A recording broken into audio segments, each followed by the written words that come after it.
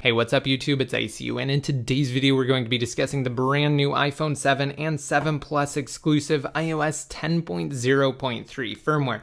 Now there's going to be a lot of misconception and a lot of misinformation floating around regarding iOS 10.0.3 and jailbreaking.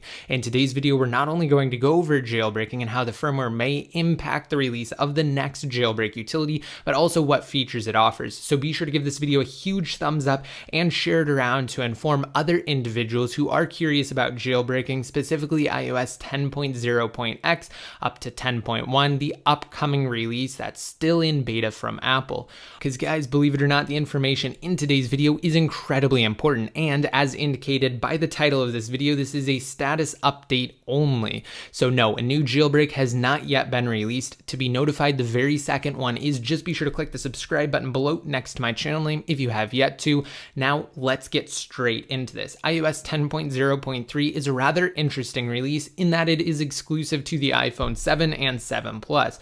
So let's go ahead and launch up Safari and get into this. Now, when we go to Apple's developer portal, again, which is exclusive to Apple developers, and we log in and scroll down to the bottom beneath where the beta releases are, we have what's classified as the release software section. And for iOS, we have 10.0.2 listed as being the latest version, even for the iPhone 7 and 7 Plus, though that should be updated shortly. But again, guys, 10.0.2 is the latest release for all non-iPhone 7 and 7 Plus devices, and we can confirm that on this iPhone 6 Plus here. Just launching up settings, general, and then software update, you'll notice that when it checks, it pulls back an available update for iOS 10.0.2, of course not iOS 10.0.3. And one last thing that we can use to kind of corroborate that is IPSW.me. Now this connects directly to Apple's servers to pull back the latest IPSWs or firmware files for specific devices. So when we go ahead and tap on iPhone, for instance, for the first step, and then select iPhone 7 Plus, you will notice that it does come back with iOS 10.0.3. You can see right there it was seeded on today's date, or issued on today's date, October 17th, 2016. Getting a close-up of that just so you guys can see. But when we go ahead and go back to the second step to select an iPhone and select a non-iPhone 7 or 7 Plus model, for instance, the iPhone SE, it comes back with iOS 10.0.2 as being the latest release. We do not have 10.0.3 anywhere on here. Of course, the only other iteration of iOS 10 being just 10.0.1. So this release is exclusive to the latest iPhones. And at this point, you're undoubtedly wondering, why did Apple release one firmware just for two different devices?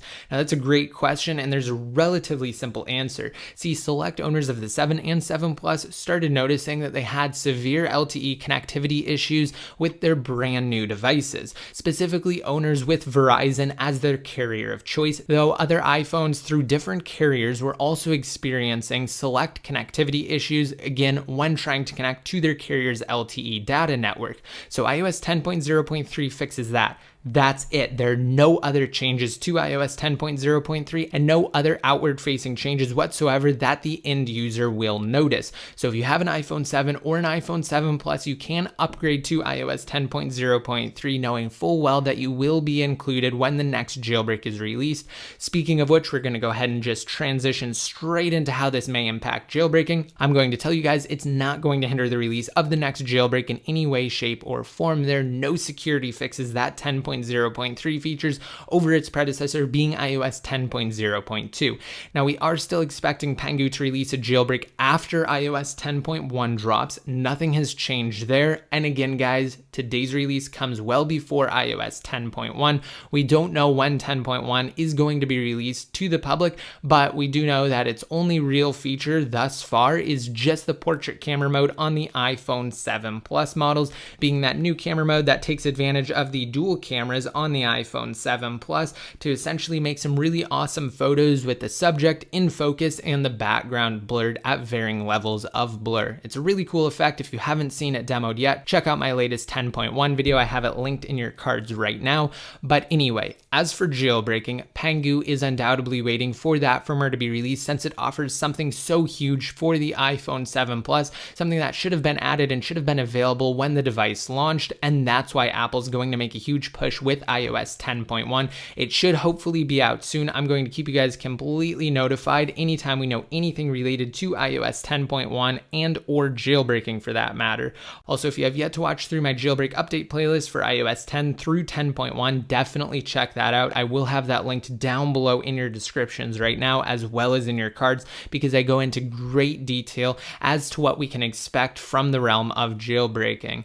Though, just for a quick ETA, again, since we are waiting on iOS 10.1's release and the next jailbreak definitely seems to be contingent upon 10.1 at this point, we could expect a jailbreak as early as the end of this month or sometime in November. Again, we really just don't know. But provided Pangu does inevitably target iOS 10.1, new jailbreaks in the past have been issued approximately 1 week following the release of the firmware that jailbreak developers intended to target. So provided nothing changes in the realm of jailbreaking, we could expect a jailbreak relatively soon, though just remember the situation is always dynamic, never static, meaning anything that Apple does influences jailbreaking one way or another, though like iOS 10.0.3, sometimes it's relatively minor. Hopefully, again, we do not receive another beta firmware after iOS 10.1 drops, or rather another substantial beta firmware, and we'll just receive a brand new iOS 10 jailbreak soon. Hopefully things are smooth. I'll keep you fully covered again. Just be sure to click the subscribe button below if you have yet to, and then also like me on Facebook and follow me on Twitter for even more frequent updates. And until next time, this is ICU signing out. Join the iCrack Your iDevice community on Patreon to help out the channel and to be featured in videos similar to these top contributors. Click the link on your screens now if you're on desktop, or check below.